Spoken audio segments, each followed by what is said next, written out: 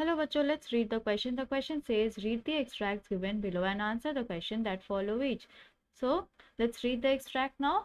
Few had thought it would one day be revived. A barber of a family of professional musicians who had access to the royal palace decided to improve the tonal quality of the pungi. So, कुछ लोग सोचते थे कि ये दोबारा से प्रचलित होगा, ठीक है। और जो नाई थे वो एक संगीतकार के परिवार से थे। तो उनके खानदान में ना सभी बहुत अच्छे, बहुत ही ज़्यादा पेशेवर संगीतकार थे। तो उनका आना जाना था यहाँ रॉयल पैलेस में, उनके महल में, राजा के महल में। और उन्होंने ही डिसाइड किया था, उन्होंने निर्णय लिया कि चलो इस पुंगी के जो सुर है उसे ठीक किया जाए, उसे इम्प्रूव किया जाए। सो इस एक्सट्रैक्ट से जुड़े कोई भी क्वेश्चन का आंसर लिखते वक्त हम क्या की पॉइंट्स ध्यान में रखेंगे। सबसे पहला बात, Aurangzeb banned the playing of pungi because he did not like its shrill and sound. So Aurangzeb जो थे उन्होंने बंद करवा दिया था पुंगी का बजाना, क्योंकि लिए उन्हें पसंद नहीं था इस तरह का बेसुरा sound. Next, the barber belong to a family of professional musicians. और जो बार्बर, जो नाई थे, वो एक बहुत ही पेशेवर संगीतकार खानदान से थे। नेक्स्ट क्या है, the barber decide to improve the tonal quality of the pungi. और जो बार्बर थे वो डिसाइड किए थे कि चलो मैं इसके सुर को और अच्छा बनाऊंगा, इस पुंगी के सुर को बहुत अच्छा बनाऊंगा। So let's see the first question now. And here we have the first question, what does it refer to? Why did it need to be revived? So it यहाँ पर जो है वो किस चीज़ को रेफर किया गया है, और यहाँ पे it जो है उसे क्यों ज़रूरत है सुधार की।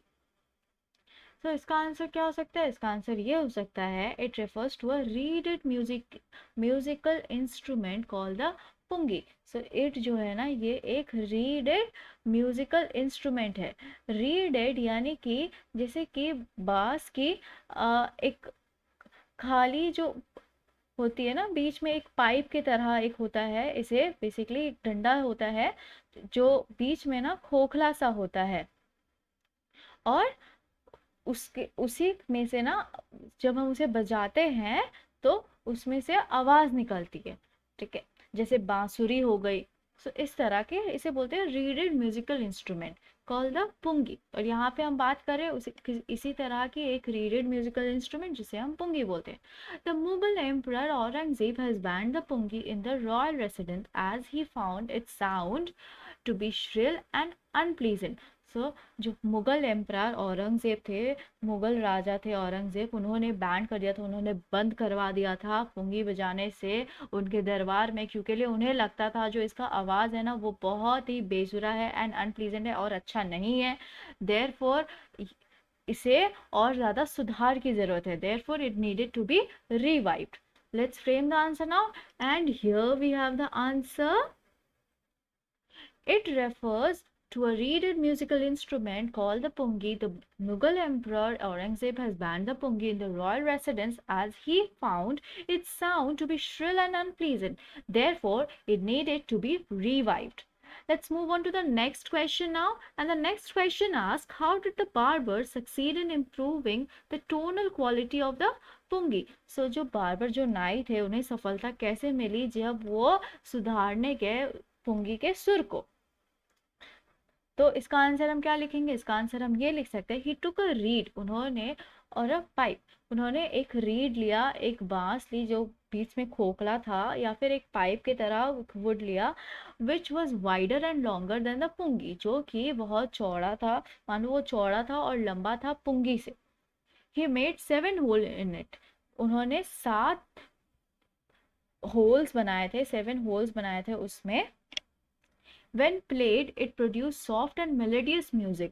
जब उन्होंने उसे बजाया तो उससे बहुत ही हल्का और बहुत ही मधुर सा संगीत निकल रहा था, instead of shrill and pleasant sound of the earlier पुंगी।